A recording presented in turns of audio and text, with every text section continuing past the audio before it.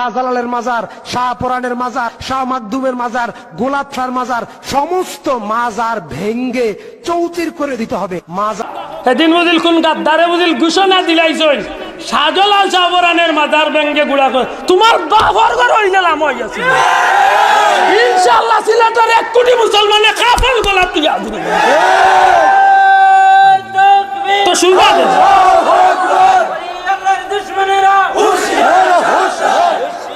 বন্ডামির জায়গা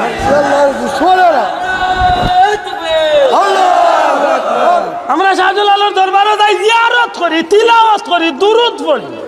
না যাইজ কোনো কাম করলে আমারে তুমি খানত ধরি বার করি দাও।